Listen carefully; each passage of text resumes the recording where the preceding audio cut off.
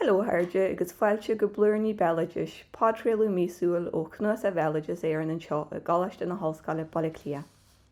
Hello folks, and a very warm welcome to Blúirní Beilgeis, the monthly podcast from the National Folklore Collection here in University College Dublin. I'm Claire Doohan. I'm Jonny Doohan. And each month we'll be taking you in hand and leading you through the folklore furrow to unearth some of the more unusual and perhaps lesser known aspects of the Irish folk tradition. Now, before we set off, we just wanted to take this opportunity actually to tip the proverbial cap to some lovely loyal listeners who we've encountered since our last episode.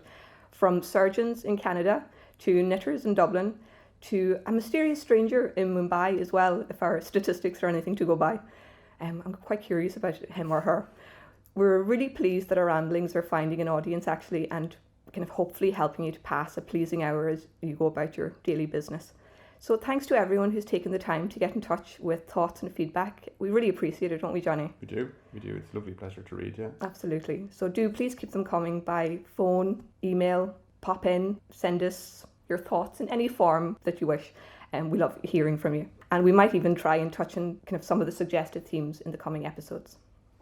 So turning our attention now to this month's theme, and we'll be looking at house luck, or outhí or rethi, as it's known in Irish.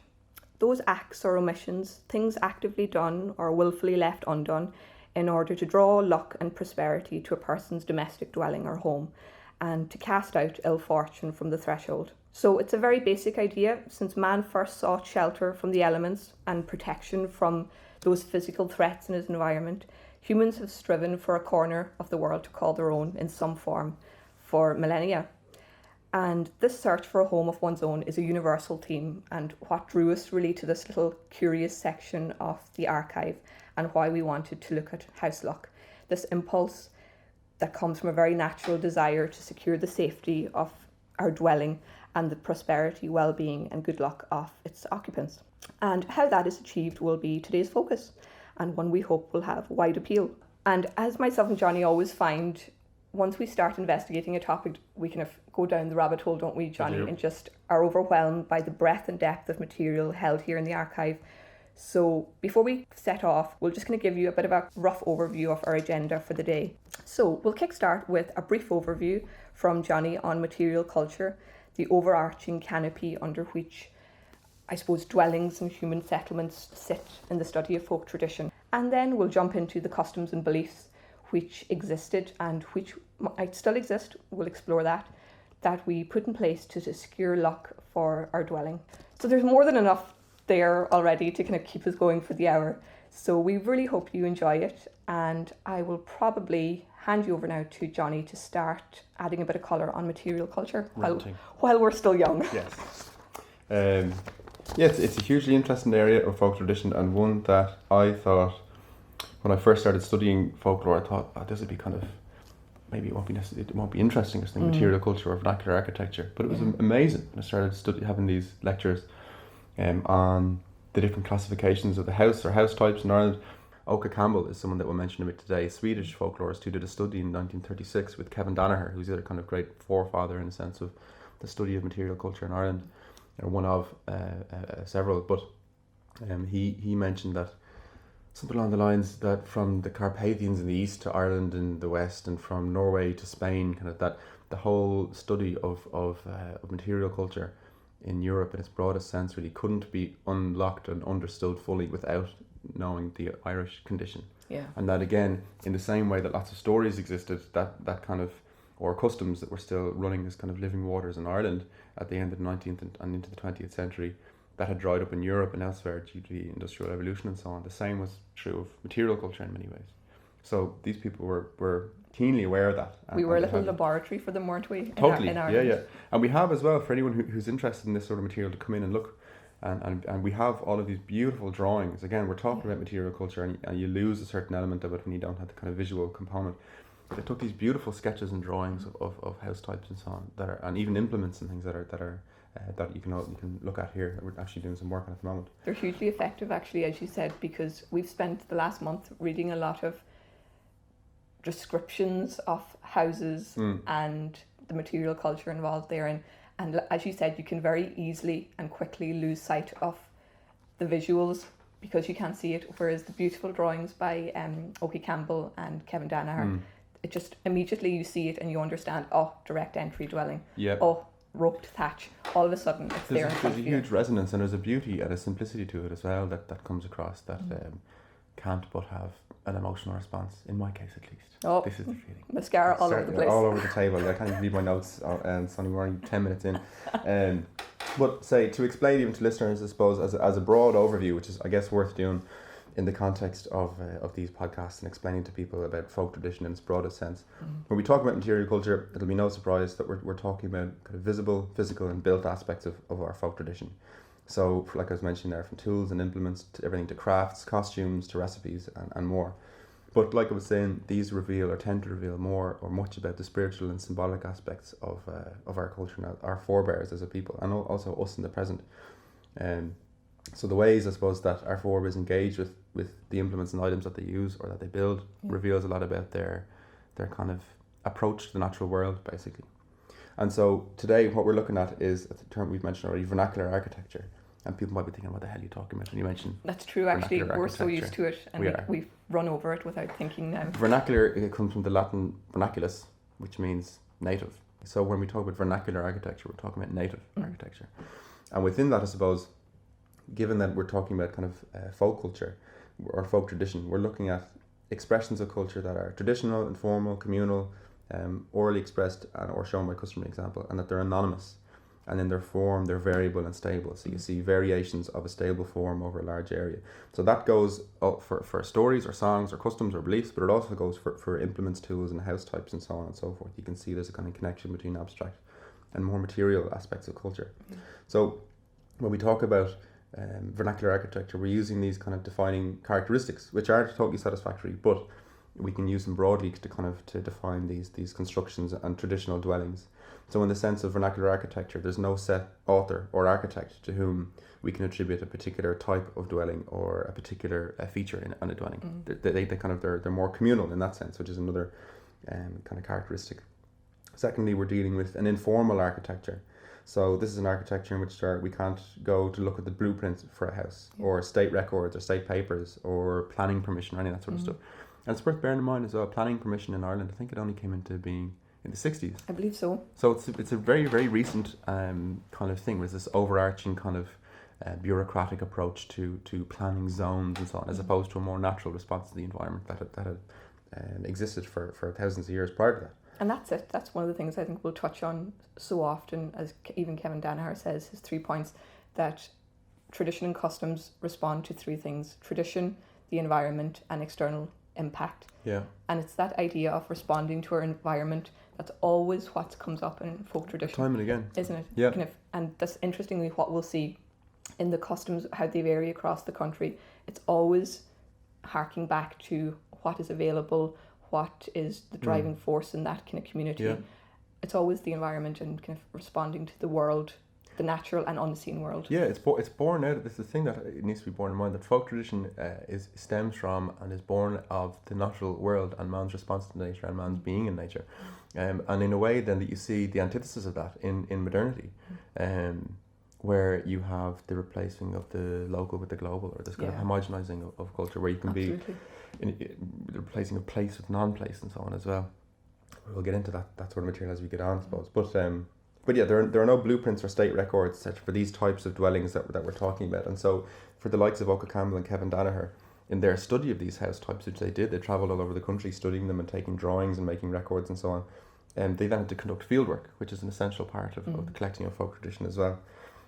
So we're looking at an informal type of architecture. Similarly, as you mentioned there, the hand of tradition can be seen in all aspects of the building, from the choosing of a site. So to look at both the kind of physical and metaphysical kind of qualities of a certain area, and then to choose a site in accordance with tradition, the choosing of materials, and local and regional styles that would then develop in response to the climatic or topographical or social conditions and the environment, as you mentioned as well.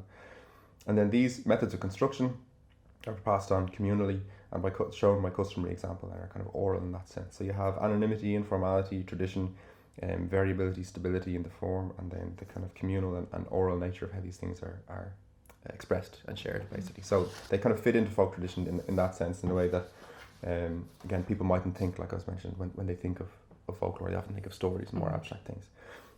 And it's worth, I suppose, describing some of the main features of what we're talking about in the dwelling house. Although it's slightly unsatisfactory to do it as opposed to just showing images, it's much more kind of quick. It comes across in greater impact, I suppose, when you can see the image. But generally, but worth doing, I think. When you see the traditional house, it's generally a rectangular building, usually 1 unit deep between the front and the rear walls. Windows and doors on the side walls.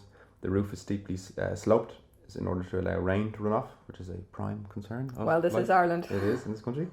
The chimney stack is carried on the roof ridge, so it doesn't protrude to the side or the kind of parts of the house. It's always on the ridge of the roof, which is an important part in how these types of houses are classified later on. And it's located internally along the centre axis of the house. So the hearth is the kind of the functional and social centre of the home, the fireplace, the kitchen, and that's always in the centre axis of the house. Extension tended to be in the horizontal in rural dwellings of the past, so that you'd see houses kind of gradually getting longer in the line. Yeah, that's true. Then more well-off kind of big farming houses would extend in the vertical and another floor be put on, but often you'd find these other houses kind of additional rooms being put on in line, whatever. And then the roof was usually covered in a layer of vegetation or straw, which we know as thatch. But then, depending on what materials were available, you might have slate also used in areas where that material was common. Oka Campbell, again, that Swedish ethnographer who was here in 1936, he described, what did he say about he said, the Irish peasant house never stands out in bold relief against its background, but melts into it even as a tree or a rock. Built of stone, clay, sods, grass and straw brought from the vicinity, the house harmonises with the landscape to which it belongs. Wherever the old building traditions are maintained, its features are of a fine simplicity. So, and you can see that. And there's a natural kind of, a beautiful aesthetic, I think, and a simplicity to these houses where they're literally born of the natural environment, basically. And the materials that are taken from them are taken from the natural environment. And that travel was difficult in many ways. You couldn't just ship kind of goods over large distances. And so, on account of that, as you would travel the country, you would see enormous local, regional variations within a theme on the traditional house types. But all of them would respond to the varying kind of nuances and specificities of the area in which they're being built or whatever. Which is a nice guide that I wish some planners would actually adopt more, because although beautiful, like, I'm not saying I want to live in a small cottage by the seaside. Well, I'd love that. But you know, that sense of all these, beautiful, modern. No, Claire, I hate all that stuff. Well, some of them are very beautiful, like they're very striking. But then when you see them in the middle of the countryside, you just think it doesn't quite gel. Yeah, no, I'd be inclined to agree. Perhaps, I mean, you have, like I was mentioned earlier, the replacing of the local with the global. You have the shipping of goods all over the world. You have, I suppose, you have kind of mass production of goods. You have economic zones, shopping centres, car parks, enormous roadways, the replacing of place with non-place. You have the replacing of kind of local, traditional, indigenous information replaced with the architect, the engineer, the graphic designer. You have these kind of brutalist towers and slabs of concrete that are then replaced with towers of glass. You have this kind of hellscape that emerges in the urban environment. And crimes against the human spirit, Claire. Crimes against beauty. Hold back, Johnny. You let it out. There some of these kind of these architectural constructions. They're like kind of glass blocks parachuted into a field or something like that bear no relation to the heritage or tradition of the people dwelling in them, and which is somehow kind of viewed as progress in some sense. Where you have thousands of years of a kind of. Kevin Danaher described the traditional house as becoming kind of a reservoir of spiritual and cultural material, a spiritual and cultural material reservoir, basically. That then is that has existed for thousands of years, been handed down by our forefathers, kind of in this kind of succession, whatever, and then is kind of replaced and replicated with the kind of useless, apparent utilitarian aesthetic, whatever. Yeah, which is the sad fact that he's not altogether inaccurate. No, he's not. It's grim. So things are kind of I suppose are easier and a certain kind of quality is made, or comfort or whatever. But I want everything to be beautiful and very difficult, I suppose.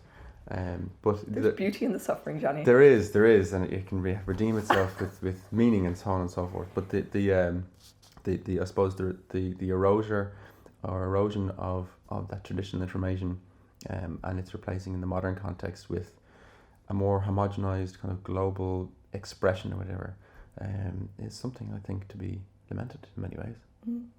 I think there would be people who would agree with you. I At least taking an aim for a happy balance. well, I'll be the diplomat, Johnny, while you be the dictator. that sounds like a plan. That'll do. I'll take that. Yeah. Excellent. And on that note, should we draw in now on the search for a site? Indeed, yeah, an important part of the choosing of, I suppose, of any, the space in which a dwelling was to be kind of constructed. Absolutely, because if it's going to be there in its permanent state for generations, really, and to be passed on between generations within the family, it's hugely important to make the right decision. So nowadays, when we think about securing a site, I suppose those practical concerns that we have are costs, proximity to local amenities, scenic vistas, everybody loves a good landscape in front of them, and also potential neighbours, something I'm always concerned about when I move. And while such practical material considerations would certainly have occupied our predecessors, there was also, as you were saying, Johnny, this kind of spiritual and symbolic element to their preparations also, and the likely interaction of their decisions with the unseen world as much as the natural environment would have played a role in their decision making, wouldn't it? Yeah. It was very much them wanting to secure the best outcome for their actions with a view to the powers that are unseen in the world. Yeah. And so I suppose this is where, when we jumped into our archive looking at the selection of a site, it was just overwhelming in the curious little elements and items that we discovered, which it's worth just kind of going through some of the more interesting ones that might not be known to people. So one of the things, shall I just choose one and we'll crack on with that you were not to build on or through any pathway that might be used by supernatural beings. As Kevin Danaher himself writes beautifully, an old pathway or track must be respected and not obstructed, as those who once walked it in life might still wish to do so in death. Isn't that beautiful? There's the idea that I suppose that these spaces need to be, or space needs to be navigated according to the physical and the metaphysical, or that you need to kind of choose your site in accordance with, material and symbolic concerns as well, I suppose. And the idea is that we're essentially, in one level, we're sharing the world with the dead and also sharing it with the fairies. And the fairies, of course, not manifesting in the kind of literary Victorian Tinkerbell kind of idea, but as these nature spirits, essentially, who are often bound up with the world of the dead and who are a parallel community to our own, who can kind of suddenly interfere with our world, who aren't morally kind of evil or whatever, but can be malicious, but can also be helpful and are dangerous overall. And so, there's a lot of... a considerable body of material exists in folk traditions surrounding the idea of the fairy path, for example, or the fairy pass, which is a road, an invisible roadway that it moves across the land that the fairies or the dead use at night. And if you happen to build on that, you'll suffer for it. You'll have disturbances in the house, or if a barn or such is built, holes will be knocked through it until... I remember reading an example from Newfoundland where again, the fairies made the jump over to Newfoundland with Irish emigration to that place. And we all like to travel, Johnny. We do, including the fairies. And so this gentleman is building a barn, and he's having all sorts of kind of noises and disturbances in there at night until a neighbour tells him to build a little door, 2 little doors in it, which he does, and then everything is fine. So the fairies can use these doors and kind of pass through. Isn't that fantastic? There's an account here I can play from recorded in 1969. From the sound archive, so in the context of what we're looking at today, I went through some of these tape recordings, and this is Bob Riley from Kinnegad in Westmeath, and he's recorded by Jim Delaney and Leo Corduff, and he's describing the building of a piggery. So this is where kind of an outhouse where pigs be kept. But the idea is the same. The idea is the same, and it's built on a fairy pass. So he describes some of the problems that arose in that situation. I remember. Well, I do it from my mother often told me. I was only 6 months old when my father died. But he lived above in the quarry, and he built a piggery. Now you know what a piggery is. And he got up this morning, and the whole inn was gone out of it, and one wall was gone. And my father went in and told my mother. Then she says, I don't know. She says, wrong. And then somebody knocked it down. That's all. He built it up again that day. And Next morning he got up, went out on it was levelled again. And he done it for 3 mornings. And he went to Conor Sheridan, It's the ferryman. to the ferryman, that's, well, you know who I'm talking about. He says, Paddy was his name, Paddy really. Paddy, he says, he don't want building don't build anymore, he says. That's a pass for the fairies. And he says, they'll knock it every time, don't build it anymore. Shifted over that. And that's when my father shifted the piggery. The piggery, you know, There you are. Don't build over the ferry pass. What else? And they become progressively more violent, don't they, in folk tradition as you ignore them. So you kind of have recollections in the archives that we found where at first it's perhaps noises in the night, maybe some cutlery moving about. Then you've got animals dying. And then we've really sad recollections of children in a home dying and them associating that bad luck with the fact that this house and this family had chosen to build in or to obstruct a ferry pass. Yeah. So it's those stages of violence that people believed in. It's a huge taboo in tradition to interfere with these spaces, and particularly, okay, so in the one sense, you're kind of accidentally interfering with a plane across the earth upon which the spirits travel. So it's a slightly maybe more, although it might get more and more of a problem as time goes on, it's somewhat more benign in its initial expression, whatever. But you'll also find that, say, there are a huge amount of narratives relating the quote-unquote, the kind of the outsider who comes into a town and doesn't know the ways of the place, and he ploughs a fairy fort on his land to make himself more arable land. So a fairy fort being actually just one of these mounds or old kind of earthwork hills that are kind of from the prehistoric or the Bronze Age or whatever. And an individual who does that will often suddenly have all their livestock die, all their family die, they'll die, the house will burn down, and even their relatives will kind of suffer. So there's an enormous, but it's often used, there's a kind of, the community say, will tell the story about itself, but it's always the outsider who comes in and doesn't understand, as opposed to one of our own, generally anyway. But yeah, you had that idea of kind of breaking a taboo, and also you have to bear in mind, I suppose, that another thing that Oka Campbell mentions about the island of Ireland, that it's been severely, severely is the wrong word, but intensely cultivated for an enormous period of time since man stopped becoming a hunter-gatherer and moved to being more of a kind of an agriculturalist. Yeah. It's only up in the high portions of the mountains or at the extreme fringes of around the coast where you have a more purely kind of an environment where nature is in full force in this island, and the rest of the country largely having bearing the mark of human hands in some way, shape or form. And so there's the idea that these old burial mounds need to be kind of left alone, and an enormous amount of them are in perfect condition all over the country because no one will go near them. Even to the present day, there's even, I was going to say, a somewhat passive sense of tradition, but it's actually quite active, that people wouldn't interfere with these spaces. You wouldn't destroy these kind of spaces. If they would do so at their own peril, essentially. Absolutely. Yeah. But as far as the kind of the choosing of a site, that was one of the main concerns, that you weren't interfering with the place where the dead were kind of roving about or the fairies were ambling around. There's another piece I could give here from 1979, recorded from Peter Tierney, and he's in the townland of Fox and Geese, just in southwest Dublin between Clondalk and Drimnagh, and he's talking about the bad luck associated with building on a ferry pathway.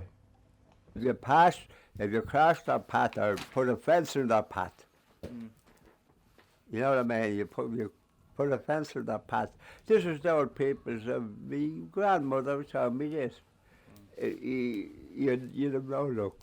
Now, where was the place supposed to be? Gallamstown, over here. Oh, yeah. Far side the canal. Bring us up to Clover Hill. Heading on back into the Larkin again. And that was Fairies that was there? All fairies. Well, that was in them days. So that's the fairies in Dublin. You can see the variation across communities, but yet the theme is the same. The same basic theme is there. Yeah. So I suppose when a site was being chosen, there were different ways then as well to tell if this place was being used or if it was safe. And this is crucial, the to-do list for checking, wasn't it? Yes, it was, and there was a variety of different methods that were employed. One of the common ones that you see was having chosen a site to leave at the four corners of the proposed site to leave piles of stones. So 3 little piles of stones or 5 or whatever on top of one another overnight. And if when you return the next day the stones were knocked, then it's being used basically by Move along. you don't build there, and you have to keep trying until you have somewhere. And it's the same with stakes. There were a few builders who spoke about putting stakes in the 4 corners, and again, just that idea, if they were there in the morning unharmed, all right. it was fair enough to I go didn't know ahead. that. If not, That's funny. I never read that variant in the same thing. Yeah, Yeah. where you kind of mark the space and leave nature to it, and Exactly. depending on how it responds to it, then you take that as a symbol. Do not build in this place. absolutely. Basically. That was a one of the particularly kind of common practices. And there was the florin coin as well, wasn't there? Yeah, the florin is an old English coin. I think. Yes, yeah. which is a good point to make, because we in Ireland know the Irish florin, which came in much later, where you've got the salmon on the front and the harp on the back. So that's not the one we mean. We mean, as you said, the that which came across, The and it had the cross on the back. The English florin, apparently Yeah. it had the coat of arms arranged in the shape of a cross. Or something. Absolutely. I haven't actually seen one. Sometimes a cross would be carved into a coin Yeah, on the back as for the well same and, effect. and put in. But the idea that that by burying this implement, some form of protection would be given to the house. That again is a hugely common, and still to this day, the idea of kind of burying something in the foundations in order to protect the house. So we can see examples of that in coins, but also religious medals, and as we'll see in later kind of accounts as well, all manner of different, and some more slightly sinister. Absolutely. This is the area in this particular topic that I particularly liked. But before we go, would you mind sharing your anecdote from Mayo, where you were actually yeah. there in person, which is Yeah, there's also one of the having built a house, one of the kind of taboos, I suppose surrounds again. It's this, how the symbolic and the material kind of interact. There's the saying, the proverb in Irish, "Untitled Chapter a chuirfeadh siar as a tach, or chuirfeadh faid siar as a tach." yeah, that's right. He who is stronger than God would extend his house to the west. So this is one of those things where you hear this proverb and right, that means no, I don't know what you're talking about. I know Without the all the words context. mean, I don't know what you're on about. But in the context of kind of well, not just Irish folk tradition, but in broader kind of European folk tradition, the idea, I suppose, of the directions having a certain force or a certain essence of their own was particularly common, a particularly old idea. So west is typically associated in tradition with the notion of death and the other world and the setting sun and so on and so forth. And so having built your house, to extend it in that direction, to push in a westward direction, is to kind of, perhaps it could be interpreted as provoking the forces or provoking death in a sense, or invoking it in some sense, or just kind of manifesting that essence basically in some way, shape or form. So there was a church in County Mayo that I was up in Cadrúhaig in the Gaeltacht there in Mayo, in a beautiful part of the country. But near there's a church in Belderrig, and you can see online. I'll post in the description in SoundCloud a link to this church, a picture of it, because I found a picture of it online. There is on the western face of the church, building was begun by a new parish priest who arrived there, and it was on the western side. And he had no kind of, I suppose, notion or idea of the traditional prescriptions and taboos in this regard, and suggested that an extra kind of face be built onto the church in a westerly extension. And the people in the area reacted to this and rejected it, and kind of explained that you can't do that, especially with the church of all places. So building had just begun, but it was immediately ceased. But now when you pass the church on the western side from the road, you can see there's just this architrave that remains, this little arch stuck onto the wall where building started. And as you were saying, it looks like they just ran out of money or something. It does, yeah. But it's kept there, so it remains there. It wasn't kind of knocked off the building, but the building wasn't extended in that direction. So you can see a kind of a symbolic expression of this kind of spiritual belief, largely in a taboo against extending a building, and particularly a holy site, in a certain direction, that no good will come of that. And so the local people in the area know this. The priest didn't know this, and then it was duly informed, this is what's happening. You can see as well the tension between, I suppose, more kind of traditional expressions of belief, in a sense that there's nowhere in the kind of traditional canon of the Catholic Church that this would be kind of, you can't do this as a ritual, whatever. Yeah. But it manifests very strongly in that area. And to the point now where you can see as you drive past this kind of failed building It's remnant. so the church is still used, but there's just this architrave stuck on the side wall. It looks bizarre, I love it though, because as you said, without the oral tradition, that would just be lost in the mists of time. Totally. What is this? Why is it there? Yeah, exactly. This is the sense of even why even if we don't have a sense of tradition, it's just a piece of plaster on the side of a wall, or it's just a coin under a house. You don't have, there's no meaning behind it. Absolutely. And that's why material culture shows us, gives us great insight into those more kind of spiritual beliefs largely that our forebears held. But I'll put a photograph of that in the under the sound card so people can see it for themselves. The bizarre and strange little aspect, that again, and also to bear in mind that these things still manifest in many ways, you know. But yeah, in choosing a site, the idea of putting a coin or something under it is particularly common. There's another recording here from 1980, and this is a fella, Butt McGuinness, and he's a fine name, and he's describing how money would be buried under the house for luck, and depending on the person's means, the type of coin. So this is him describing that. And were there any traditions when you were building a house about, let's say, incorporating something into the clay for good luck, or putting a stone at the corner? Or Oh, they used to always do that anyway. which could Have something through into the foundation. yeah, like what? Do you remember? Well, even if it was only, according to your means, Yeah. I'd say there could be a half a sovereign or two into a good many of them. Oh, I see. Yeah, Yeah. Always a bit of money. yeah. Nice. And that Bit would of- go into the foundations. So put that in for luck. I see. Yeah. Yeah. Oh, we got that was. But Okay, so that was Butt McGuinness from Rush in North County Dublin describing money being buried under the house. That was recorded in 1980. And Matty Seaver as well, this is a great man altogether. I love if you could listen to just We hear him a tapes lot and in the tapes of his. archive. He's wonderful. Oh, he's fantastic. He was born in 1895, and this is him in 1980, discussing how crosses were often hung in the house for protection. Something we can talk about later with different effigies and so on as well. What kind of things did you do to make sure that you'd have good luck in the house? Well, there was people, do you see, well, the good look in the house was, I don't know, is there a hole? There used to be a holy picture of our Lord right over the door as it come in, and it was always there, a sacred heart. Yes, well they'd have that hanging over the door and that for luck. But people, do you see, long ago now, outside in the stable and the like, they used to hang up a medal inside on the door for luck, for to keep away disease from cattle. Yeah. The old people had a great taste for that. Did you ever hear anything about Bridget's crosses in the byre for the cattle? Well, yes, there was people had a cross that's hanging up, it had to be cattle. Yes, Was this- people believed in that. Was this Bridget's crosses? Well, I don't know. But the people hung up medals and things like that in the thing. Them crosses could be hung up there and could be there stuck on the rafter there, nobody'd ever know. Maybe the person was dead and gone and it was still there. Yeah. One of the ways as well that the age of a house could be told was by these coins that were put in. That's you could true. check With the the year year. of construction. Yeah. And another way that the age of the house sometimes was told was by the amount of say, Bridget's crosses that were held in the rafters. One for each Like year. one for each year. Or maybe then when a new married couple would move into a house, they'd take all the old ones out and they'd start putting them up. So you had a certain record of how long a person was there or people were there for.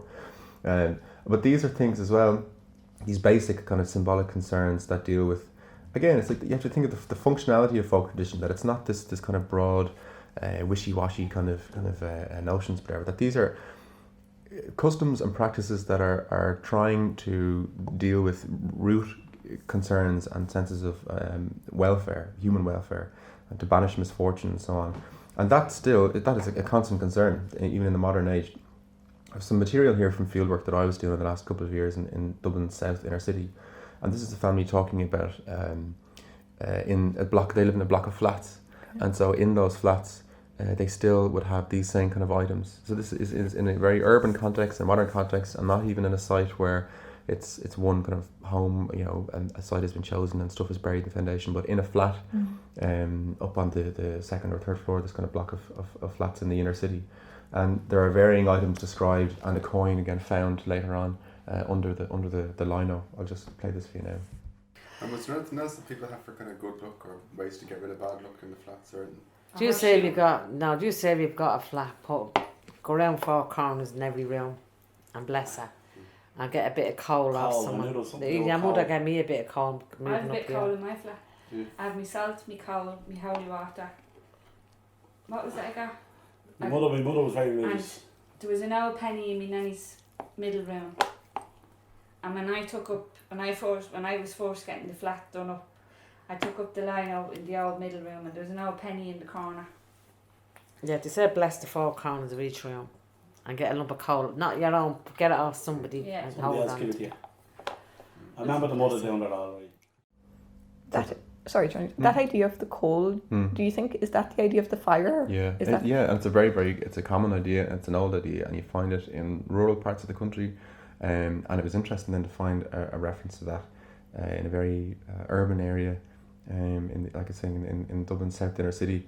In recent years as well. In recent years, I got recorded that in 2016, last year. So these ideas, I suppose, are particularly old. They're also particularly common, given that as well, that they deal with these root concerns. And the coal had to be someone else's as well. It was often given sometimes as a housewarming gift. Okay. That I mean, you might be slightly fuming if somebody showed up to your housewarming party and gave you a lump of coal, but they have your spiritual well-being at heart.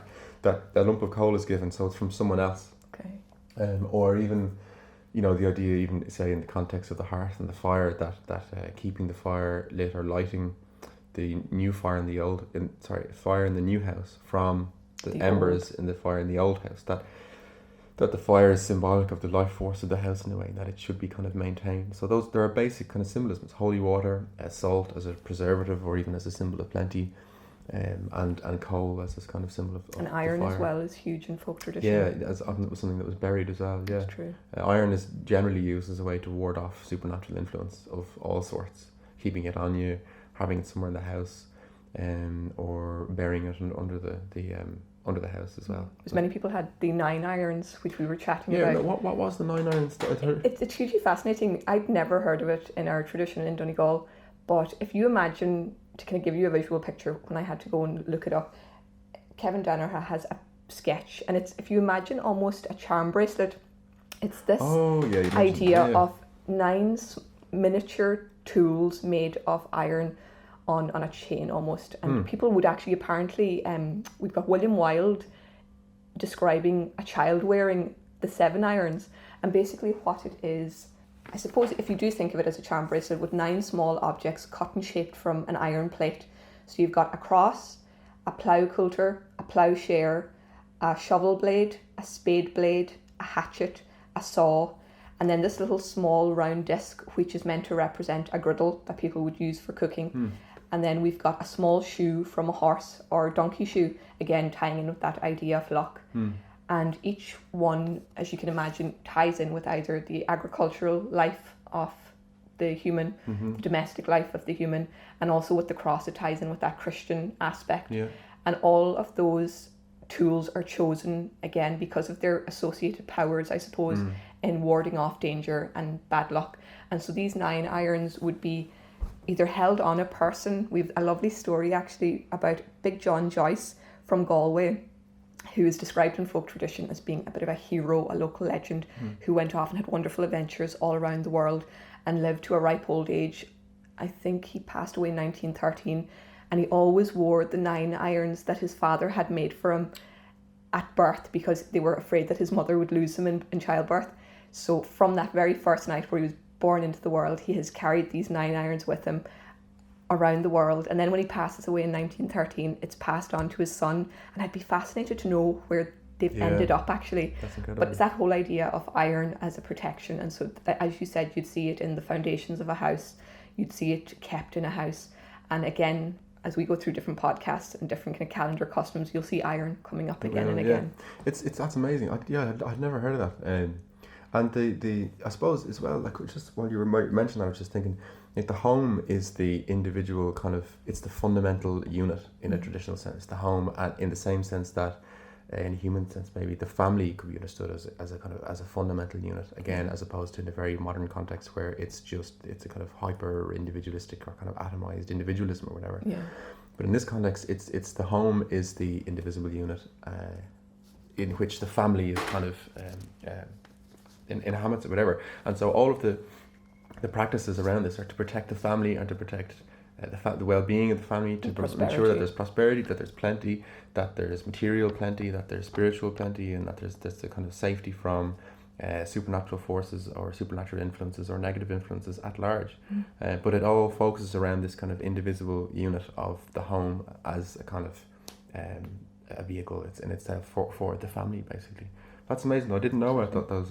I didn't until we really started digging into it. But that was held on the person as opposed to in the house, or was it hung up in the house? It could be. We see samples of it being in the house, but also with this character, Big John Joyce. Apparently, he used to carry it with him, and kind of wear it on him. I shall have to get one. It is. I forget charm bracelets. This is the traditional charm bracelet. That's it. But yeah, I suppose so they're kind of the idea of the burial of items. And having chosen a site to bury kind of, like we were mentioning, kind of coins and so on. But there's also then the idea in tradition that these are kind of, I suppose, how would you call it? That in kind of across the wastes of time, as it were, when we go back and look at older burial kind of or foundation sacrifices, you see expressions of a different sort, where it's not coins or holy medals or those kind of things, but it's animals and people sometimes as well. The objects are the watered down version. They seem to be. Kind of supplanted the traditional, the older versions. What was the reference? I mean, often where a cat would sometimes be put in the foundations of a house, buried alive. That's horrendous. There's a guy, the Reverend Meehan. I can't remember if it was called, but he's describing in his youth seeing a cat. I think it was a cat. You're right, in Westmeath. Is that it? Yeah. Where is it here? Reverend Canon Meehan, the Venerable PP of Keju, County Roscommon, was a young man in County Westmeath, and he says that no house would be built without putting some live animal under the foundation stone, a chicken, a kitten, a rabbit, etc. And then as well, one of the common things that you'd find, although there are kind of differing interpretations of it, was a horse's skull is enormously common. Under the flagstone of the hearth, under the fireplace, a horse's skull is often placed. And that's found in houses. It's also in the context of vernacular architecture. Then also in the context of a more maybe classical kind of high architecture European context as well, in church buildings and churches. That these foundation sacrifices. I remember reading an article about a horse skulls found in a church somewhere in the north of England, around Newcastle maybe. But this is a particularly common idea as well. Then there are varying interpretations. It was often said in folk tradition that it provided, when there was this kind of hollow hole under the hearth and the horse's skull in it, that it provided a nice kind of echo for dancers in the house.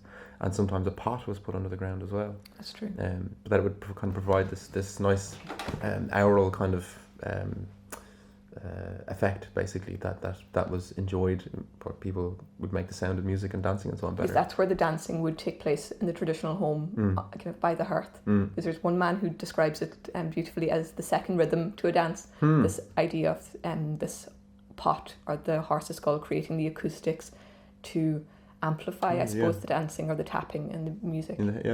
But then Sean O'Sullivan, I think, mentions the idea that these indicate a kind of older conditions, older ideas about sacrifices, or the idea as well, I suppose, that the land, the site that you've chosen, that it needs to be propitiated, it needs to be appeased, and by sacrificing something to it, you appease it symbolically.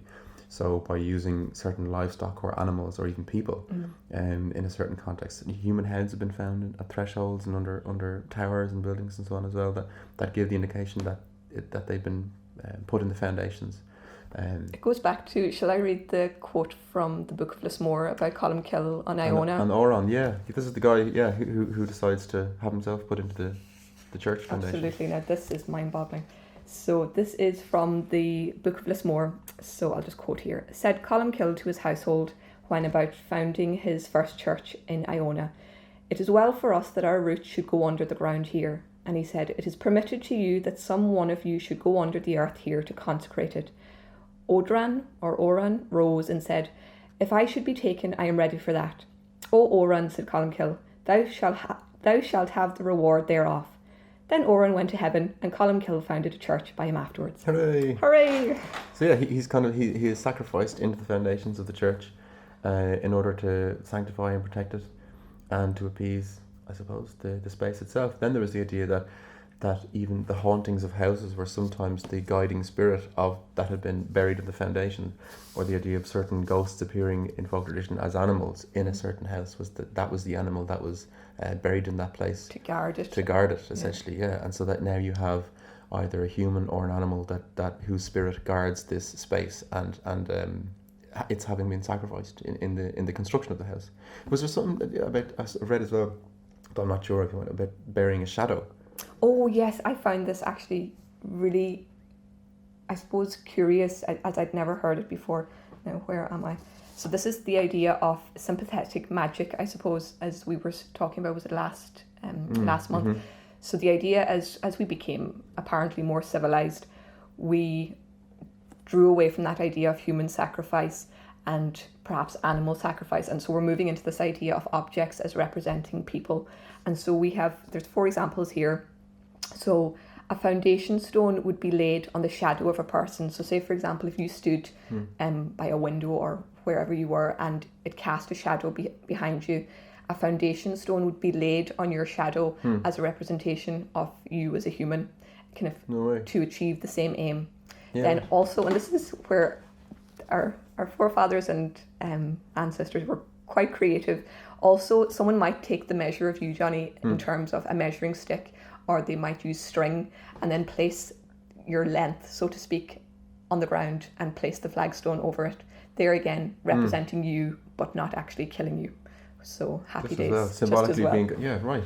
And the last 2 things were the burial of an empty coffin, although this, again, is more of I don't think we have proof of this in Ireland, but also touching the foundation stone to a person's head and then placing the foundation stone, with the idea, I believe, that that person would subsequently die, thereby actually achieving the aim of having a human sacrifice, even though you're not in the ground. Yeah. So it's this idea of sympathetic magic, as again, just following on from human sacrifice to animal sacrifice, down into this idea of objects as representations. Symbolic objects, yeah.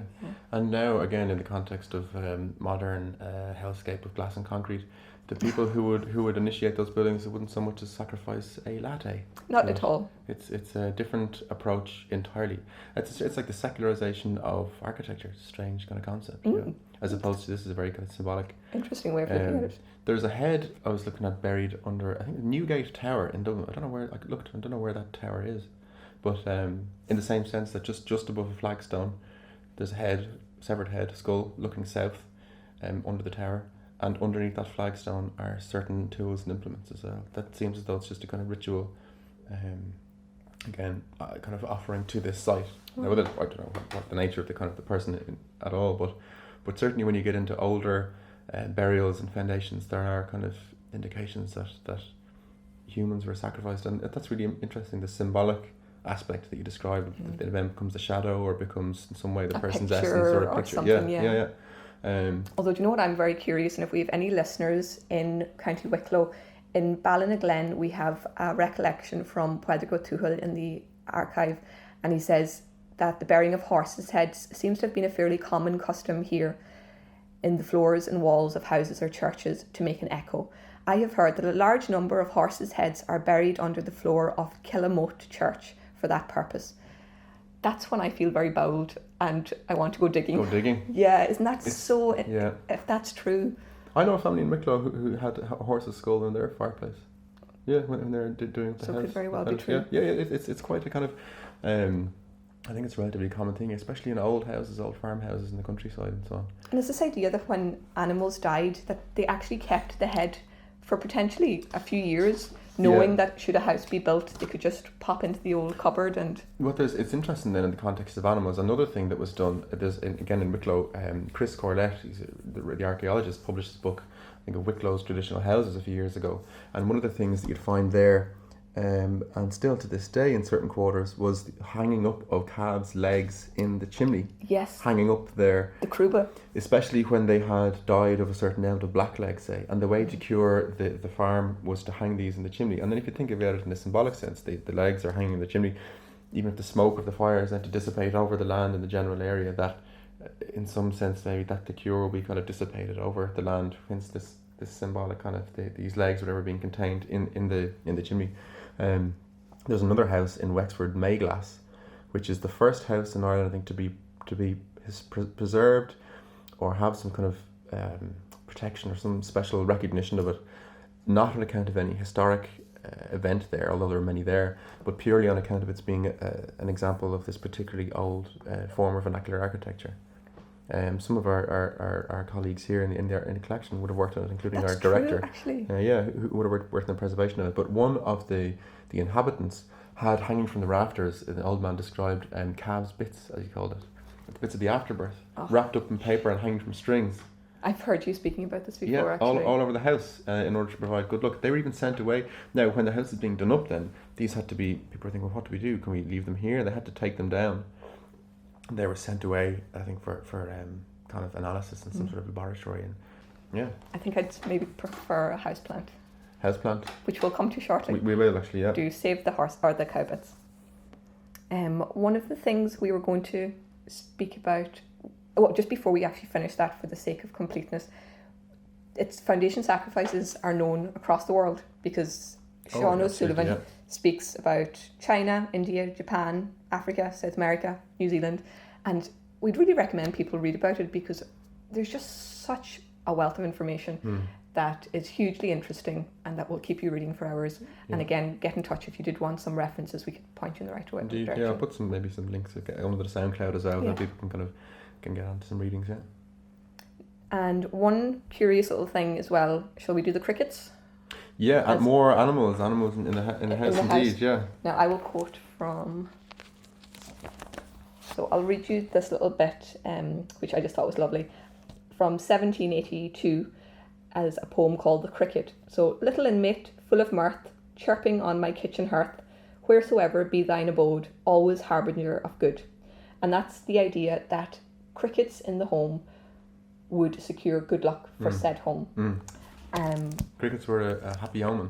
They were, very much so, but that's changed from even just a few references that there are mixed beliefs, but in large part in Irish tradition, the crickets were thought of as an omen for good luck and good fortune for a home. You can see that with other types of animals, or birds, or cats and things as well. Funnily enough, the idea that when you moved house, the cat should be left behind. Yes, you shouldn't take the cat with you. But what is that? Cats are generally kind of malevolent creatures, I get the impression. Yeah. And they were left to starve in the old home? I think they were just kind of left alone, and then varying tricks were employed to ensure that they wouldn't follow you to the new home. But a stray cat that came into the new home, especially if it was a black cat, was a kind of sign of a happy omen, again, a particularly kind of pleasant sign. There's even the phrase, the Irish, in Irish, God bless all here except the cat, when you'd enter a house. I see. Yeah, that's this idea of kind of the cat is held in suspicion in folk tradition. I'd agree with that. I'm more of a dog person. I'm fond of cats now, but I feel as though that's a yin and yang, Johnny. It could be, yeah, but the cat was left behind. And the sweeping brush. Was the sweeping brush left behind? The sweeping brush. One recollection says that the cat and the sweeping brush was left behind, and I think that ties in with that idea of that you're not to sweep out the dust as you're kind of getting rid of your luck. Yeah. So in my mind, that's what I associate that with. Yeah, well, actually, I have it's a handy segue. I have a piece here that I cut out of the Sound Archive as well from our friend Matty Seaver again. And he's talking about just that, the idea of sweeping out the dust and how it was regarded as bad luck. It's as if we had it planned, It is, Johnny. It is that. But it had to be swept in towards the hearth, I think, and then put into the fire, or then kind of swept up. If you were to sweep it out the door, you were symbolically sweeping all of your luck out of the house again. But here's Matty Seaver talking about that. What about sweeping the floor? Sweeping the dust out? Well, that was a thing right enough. They never liked to sweep the dust out the door. Yeah. They always swept it for the fireplace. Yeah. And take it up and put it into a bucket or put it into something and bring it away out. Throw it out. But it was always the case not to sweep it out the door. I always saw them sweeping it in from the door. So there's Matty Seaver basically describing how you should never sweep the dust out of the house. Actually, here's another section that I have. Sorry, I almost forgot. This is describing, it was in County Cavan, Frank Maguire, and this was recorded in 1976, and he's talking about the collector is just asking about attitudes to animals. Apart from the cricket being particularly lucky, certain animals that if they were to come into the house were regarded as unlucky, and frogs in particular were regarded as unlucky. We'll see that at the end. I have a piece from tradition, a song based on that topic. But this is an instance where he describes kind of some of the animals, but he comes in and he's been pike fishing and he was using a frog as bait, and it jumps out of his pocket in the house, much to the kind of disdain of the lady, the homeowner. But did they believe much about birds, Michael? Omens? Do you know birds clapping against the windows, of birds coming into the house now? Did they think it was an omen or a sign of a death? No, the bird, the robin or them would be good luck. But there's one thing that didn't like to see coming out was a frog. Oh, yeah. No. Yeah. Yeah. Well, not terrible long ago, I used to be fishing long ago, and I used to get frogs, put them in a hook to get you pegged, you know. Yes. And I got them to swim. I used to put them in my pocket and say, take the pocket. And I went in this house anyway, and this woman was in, and these were big fire sticks not in them. She isn't a bloody frog, get out, do you see? But I'm telling you, she was, the creature, what I'm telling you was, well, she didn't die anyway. Oh, what would they do with the frog? Try to burn it? No, well, I don't know now. They didn't like the frog. There was no more. That comes. They weren't so worried about birds? No. Magpies? Well, one magpie was supposed to be bad luck. Well, of course, chickens maybe left out. Yeah. You know. Do you say like crows? Yeah. Crows. If crows left the place, crows. Look at you see crows Yes. building the other house. Yes. That you say. Yeah. But they never banish them, they never shoot them around, would they? No, they said that if you attack crows, if you don't, that they never done any damage to the people they're resided with. Oh. They say. Not. When we are at it, what about the crickets used to be around that? A rain, used to come rain and that, you see. They start singing? Singing, rasping. Yeah. Didn't hear crickets long time, not this. No. Well, when they're supposed to be lucky Yeah, something's going to happen when they left. when they left. Yeah. That's an idea actually that I've come across quite often with the crickets, that they were lucky in a house, but very unlucky if they disappeared. A bad omen. Yeah. I wonder, it reminds me of the same thing was said about the bees in a house or on someone's land. If someone was a beekeeper or had a hive, that all of the news of the home, first of all, had to be told to them. And especially a death in the family, you had to go out and tell the bees. That was one of the other kind of customs. But if the bees suddenly left the hive, it was a terrible omen in the home, that something terrible was going to happen. In the same sense there, as he describes that, if the crickets suddenly leave, something bad's going to happen. I suppose it's the idea that there's some sort of dramatic kind of event in some sense has occurred. Something is changing. Perhaps the kind of the birds of the air and animals of the world have a keener sense or instinct of foresight or insight into events that we're not privy to, and so by watching what they're doing, we can see, okay, something bad's going to happen here. And that's still relevant in the countryside, because I would hear people refer to the actions of animals still as to, the weather, or that there is that, as you said, a keen awareness that we are just not on their level, that we don't appreciate changes that they are more aware of. Yeah, there's a fantastic piece as well. I mean, you do a brilliant amount of material on animals themselves and folk tradition as well.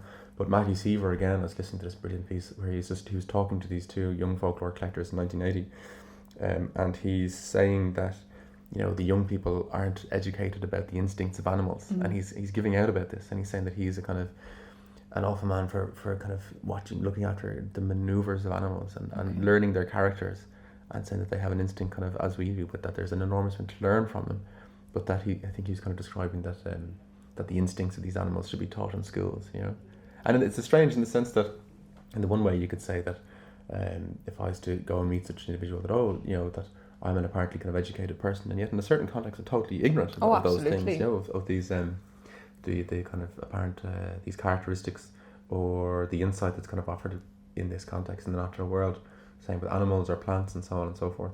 That's a nice segue actually, Johnny, again into plants, because they feature prominently in the study of house luck, don't they? Yeah, they do. One in particular, since ancient times, since Roman times, was used. What's it called again? It's semper vivum tectorum, which is, the tectorum means that it's planted on rooftops. This is the house leek, and this is a plant that is traditionally, and we have photographs of it in the archive here in the collection of it planted on the roof. It's a kind of a succulent basically, and it's planted on the roof of a house, and the idea was that it would protect the house from thunder and from lightning. And it was found in Roman times as well. What sort of names is it? It has strange names.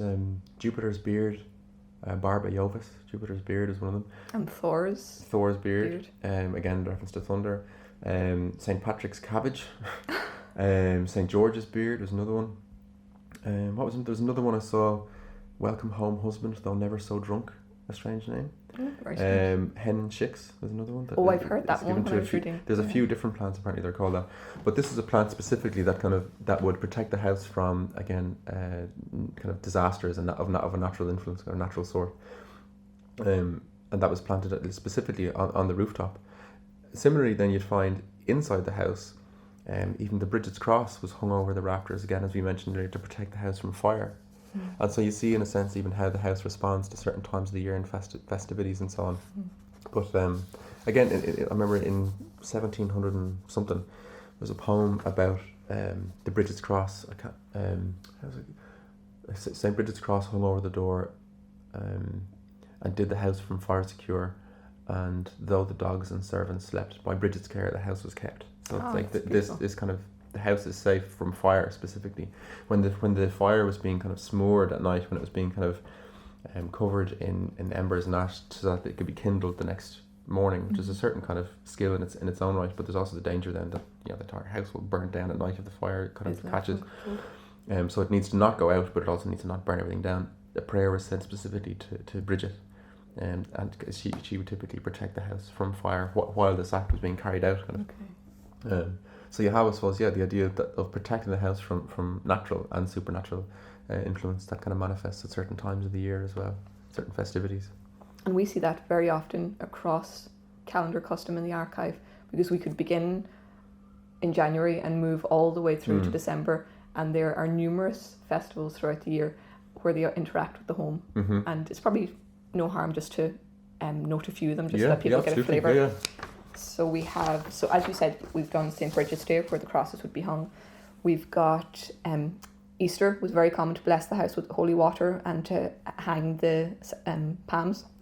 Then you've got May Day, which we would have covered in episode 2, as you would have seen, the placing of the flowers on the thresholds, and again with the May bush and the May bough. Then you've got, actually recently we had St. John's Eve, so the yarrowweed would be hung in the house to prevent illness and disease. Then we've got, also on St. John's Eve, a burning sod would be taken from the bonfire home. And again, that would be tying in with that idea to protect the fire, or to protect the home, from fire. Then we've got the Callia at harvest season, or the harvest sheaf, being brought home as an omen for good luck to be held. Because they had the last sheaf cut in the field. Yeah. And then we've got, now this again to me ties in with the crew book that we've come across and the cow's bits. A piece of meat left in the thatch on All Hallows Eve for luck and prosperity. And this is known as Tegan Yivri. And we have a recollection from Tipperary there. Again, I don't know how hygienic that is. Not very, probably. Not very, probably. Then we've got, and this is very well known, although we don't practice it. Oh no, it may be a practice, maybe it's just not in my part of Donegal, so I shouldn't actually say that it's not practiced, but on St. Martin's Day, where a cock's blood is spilled on the door and in the four corners on the 11th of November. I remember Mick Fortune, who does a lot of recordings of people about folk tradition. You can look at his stuff on YouTube, it's brilliant videos. There was an elderly woman, I think she was from Wexford, I could be wrong now that's his part of the country, but she was describing on St. Martin's night this blood being put on her, and a hot blood and a cross on her forehead. So this will be kind of put in there. So again, you see this kind of strange tension between, this is not the kind of canonical dictates of the Catholic Church at play. It's a different sort of, kind of inclination altogether, it would seem. I have a recording of that as well from one of our, someone who a hugely influential figure on me here is Dahio Hogan in India Gross there. And this is a piece of him describing, this is a woman he's collecting from Mrs. Margaret Phelan in 1983. She's in County Kilkenny, and she's talking about goose blood being put on the doors and the threshold of the house on Martin's night. They used to observe St. Martin's feast, usn't yes. it? Martinmas. They just kill a fowl or something in the Yeah, house. yes, St. Martin's and put the blood on all the doors. Did you see that done, Mrs.? Oh, I did, we did that ourselves. What way is they do it? Oh, Mammy talks about that too. They cut the head off, usually a goose would have the most blood. Yeah, yeah. You see, they cut the head off the goose, you see, and go to all the doors and put the blood on it. And that was on the jamb of the door. That'll be the 11th of November, will Yeah. it? Yeah, you'll bring back those things to me now when you... I remember that. That was the 11th of November that night. There's a curious thing as well. There was the change from the Gregorian calendar, where the calendar essentially changed. Basically, we lost almost kind of 2 weeks, but you'll see this 11-day shift in lots of festivities. So the difference between, say, Christmas Day and Nullaghnaman, Women's Christmas, Little Christmas, 25th of December to 6th of January, or Halloween or All Hallows from October 31st, and then Martin's Night, 11 days. And the same with May as well. You've got Shamla Beltanya. Yeah, what was that, the 2 Mays? Yeah, we have that in Donegal. That was on the 11th of May then, there was... Yeah, so is it the 1st and the 11th, yeah. So there was an 11-day, we kind of lost this 11-day shift where you see remnants of the old festival as it's just moved in time. And then, of course, in the context of marriage, it was said, when Lent appeared, you couldn't marry, and so you could still go out to the Skellig, the island, where there's a little monastery in this kind of rock in the sea, basically, and they refused to accept this new calendar. So you still had 11 days when it was Lent on the mainland to travel to this island, and it wasn't Lent, and you could technically marry there, But you see that kind of that changeover sometimes. But it's interesting, to note how the house changes, and how the requirements change, and how look needs to be constantly kind of reinvigorated throughout the year, with a variety of these references that are kind of Christian and pre-Christian in their origins, and kind of all meld together with people basically using whatever they can to protect themselves from the elements largely. And it's very, as we said at the beginning, it's universal, because even for us now, we still observe many of these customs. So when a new house is built, the first thing that's done in many places would be a mass is said, and the house is blessed, and the rooms are blessed. Yeah. You'll see St. Bridget's crosses are still very popular. We have them in our homes. I have them in mine and my parents' home, and we would have had masses as well in my family home growing up, even till relatively recently. My parents moved home not so long ago, but before they did, I remember there was a mass in the home, and there would have been over the years, I recall, in houses. So there is that kind of, it carries on in that sense, yeah. One of the things I read that I thought was interesting to my mind, although it's not something that you want to hear, but again, it was just a curious little item that I thought I'd share. From the Isle of Man, we have, I suppose it's a curse, really, a statement that you don't want to hear, but one of the worst things you can say to a person in the Isle of Man is, may the stone of the church be found in the corner of your dwelling house, which means, again, all the words in English make sense to me, but without the context, you just don't understand. So the writer explained that the church stone refers to the altar stone that a priest would bring to the house to say a month's mind. In the past, when a person had died and they were marking the month's past, or the month's duration since he passed. And so it's basically a curse saying, may someone die in your home. Lovely. Isn't it? So we shall not finish on that point, but just to round up, we hope we've shared, and this is just the tip of the iceberg, as is always the case with the podcast, just a flavour of how rich the material we have on house luck is, but also the broader topic of material culture, vernacular architecture. There's so much more in folklore, as Jonny was saying, than simply the popular oral literature aspect that many people identify folklore with. And you can learn so much of human history here. Folklore is always history from the bottom up. That's what we always say in our tours. And you'll never hear any of this in the official record. You won't find house luck in the National Archives, I doubt. And so real human experience is what's captured, I suppose, in these topics and in these themes. And it's something that we love going through and learning more about each month as we choose topics. And it's something we'd encourage you to visit us to explore further. Can we finish up with the a piece from the archive? Yes, and before we do that, just so that I'm not blamed for drawing bad luck on everyone, when you enter a house, the very simple, I suppose, little prayer or greeting that people would have used, it's very simply, God bless all here, or Dies Muad'Díobh. That'll do. Which I think isn't asking, I suppose, a lot. No, it's a fine way to yeah. Except the cat. Oh, well, except the cat, so Dies Muad'Díobh, Hawen cat. That's it. Now we're doomed. We'll leave us actually on the topic of animals again, or unlucky animals. This is a song by a fantastic Shannon singer, Patrick Canavan, a singer from Galway, from Connemara and Galway, in the west of Ireland. And this is a song called Herein, the Frogs song. And I heard Patrick explaining about this song where I think it was, I can't remember exactly, but I think a frog came into the house while some men were playing cards. And again, this being a sign of bad luck, the frog was put out, came in several times.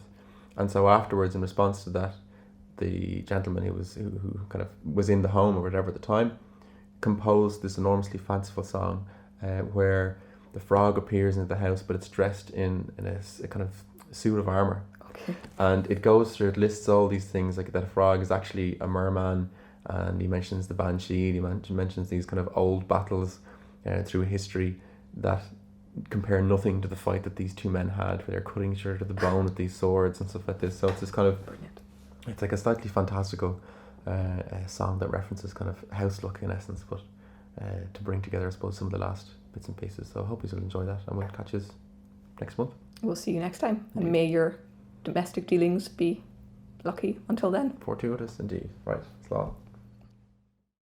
Herein trúristeach agam leititim hionnaí.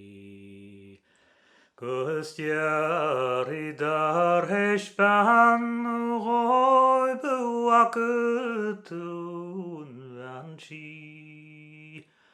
Marshudir wagas palmoid Seiros len seal, Schnivei bowel ruin imagine mahagun chinti. Nirwadet no gogwalmoid on schulistach straid. Sachorshani nagaret nach mudjevis ngau. I klare fuit na haskell is falling broad.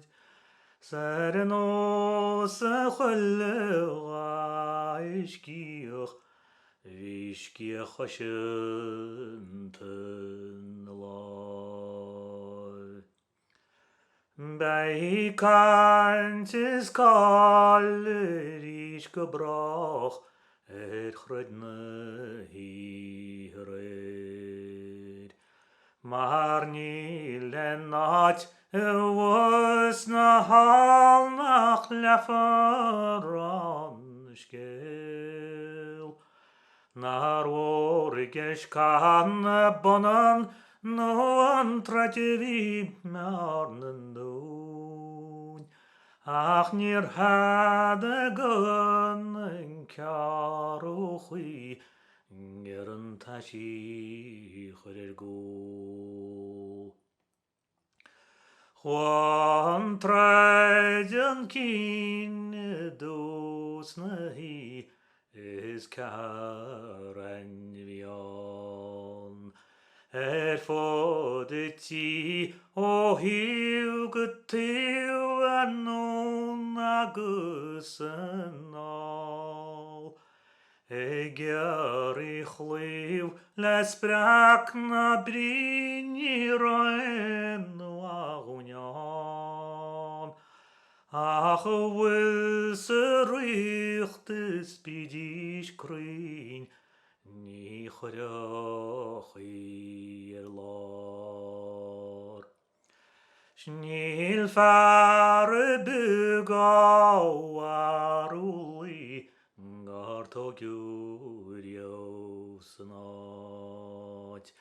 Wichi barok fui waras nachi nach gerach shi brau. Lenne fiakle fade fuare Straksin rogen waskarjan. Sniljare bugam welchi. Nachtjaichi godin chral. Ach silfade goan flartoch. Gebroch na rochetin. Maar nilen waid gaspragne nach njartiche odrin. On waid vinche laki santashi asmuhin. Gorla njarteluse Vishen ani choreskrim. Ach demishi marhanikshi istagshi mudetin. Son choden nachwel bakach tagshin narenin grim. Ach ta me kinte darfo sker me stillum ra. Gar befarne meiten warre segleste nedach mra.